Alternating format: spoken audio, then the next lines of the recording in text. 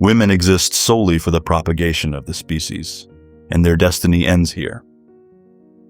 For Schopenhauer, a woman's role is pretty much reduced to one thing: giving birth and ensuring the survival of the species.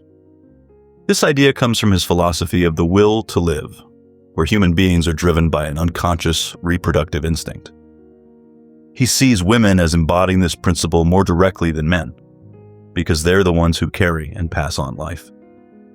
While men are focused on spreading their genes, Schopenhauer sees women as having a more protective, conserving role. In his eyes, their existence isn't really about intellect or creativity. It's tied to biological and social necessities. The subjection of women is one of the chief hindrances to human improvement. John Stuart Mill argues that the inequality between men and women isn't natural. It's something society imposes. His thinking is rooted in utilitarianism, the idea that everyone should be able to maximize their well-being, no matter their sex. To him, denying women the same rights as men isn't just unfair. It's a huge injustice, because it deprives half of humanity of their potential. Mill believes that a truly just society has to ensure equal treatment for men and women, since any form of discrimination doesn't just hurt individuals. It holds back the moral and intellectual progress of humanity as a whole. Only women know how to love, men don't understand it at all. Diderot suggests that women love in a way that's more sincere, deeper, and more absolute than men. He sees women as naturally more sensitive, while men, in his view, are often driven by selfishness, competition, and the pursuit of power. While this quote might seem flattering to women at first, it's still based on an essentialist view that locks both sexes into fixed, unchanging traits. When it comes to guarding a city, both a woman and a man possess the same natural attributes. Plato had a surprisingly progressive view for his time. Women should have access to the same roles as men, including political and military responsibilities. He argued that merit and ability should matter more than gender. But for that to be possible, women needed the same education as men. Now, to be fair, Plato still saw women as generally inferior to men in many areas. But even so, his argument remains one of the earliest philosophical calls for gender equality in politics and education. The only thing which constitutes a woman's happiness: to love and to be loved by her husband. In this quote, Madame de Lafayette presents a traditional and somewhat idealized view of feminine love, where a woman's happiness is entirely tied to marriage. This idea was widespread in her time.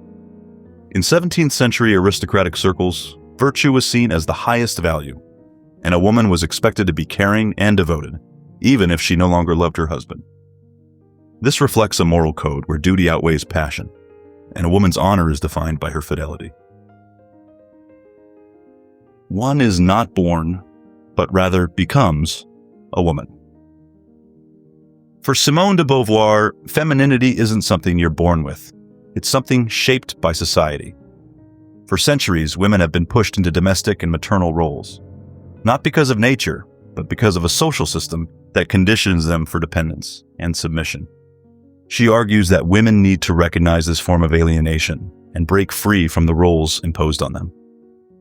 According to Beauvoir, true emancipation comes through education, economic independence, and the fight for equal rights. By saying that one becomes a woman, she opens the door to modern discussions on gender and the importance of dismantling stereotypes. The great question that has never been answered is, what does a woman want? Freud believed that women were defined by a sense of lack, especially through the idea of penis envy, the notion that girls develop an inferiority complex when they realize they don't have external sexual organs. This quote highlights his own confusion about the female psyche. Despite all his research on the unconscious and human development, he admitted that women's desires and aspirations remained a mystery to him. This uncertainty reflects both the influence of the patriarchal norms of his time and the limits of his own theory. Woman is the dominant sex, Men have to do all sorts of stuff to prove that they are worthy of women's attention.